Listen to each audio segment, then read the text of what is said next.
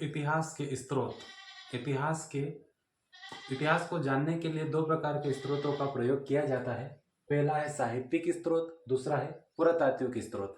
साहित्यिक स्रोतों के अंतर्गत वे तमाम वस्तुओं को शामिल किया जाता है जो कि लिखित रूप में हमें इतिहास की जानकारी प्रदान करती है। वहीं पुरातात्विक स्रोतों के अंतर्गत मुद्रा, सिक्के, मनके, समाधि, स्तंभलेख, शिलालेख और गुहालेख और आदि चीजें प्राप्त होती है।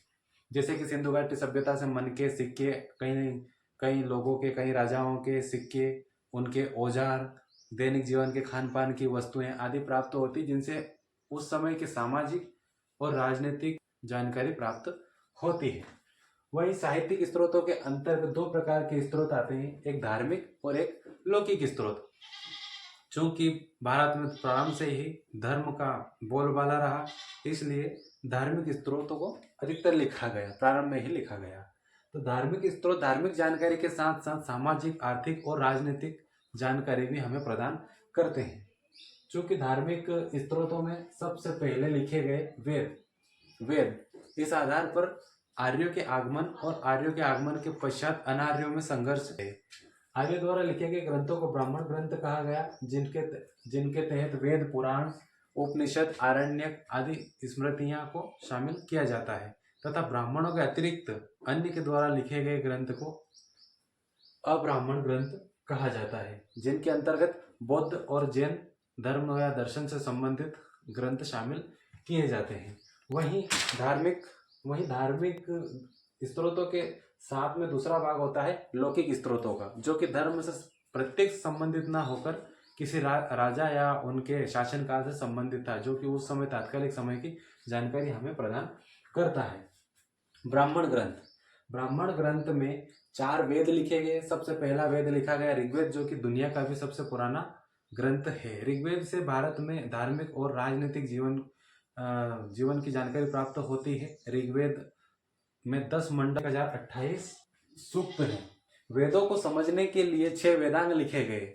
शिक्षा, कल्प, ज्योतिष, छंद आदि 6 प्रकार के वेदांग लिखे गए। 18 पुराणों की रचना की गई, जिनसे कि आर्यों के सामाजिक और दार्शनिक आध्यात्मिक जानकारी प्राप्त होती है। उसी के साथ में सूत्र, स्मृति, जैसे कि पुराण, मत्स्य पुराण है, वायु पुराण है आदि पुराणों को लिखा गया। इनसे हमें तात्कालिक जीवन की जानकारियां प्राप्त होती है।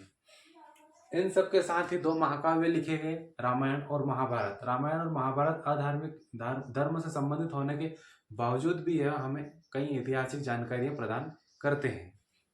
वही बात करते हैं अब्राह्मण ग्रंथों की। तो अब्राह्मण ग्रंथों के अंतर्गत जैन और बौद्ध ग्रंथों को शामिल किया जाता है।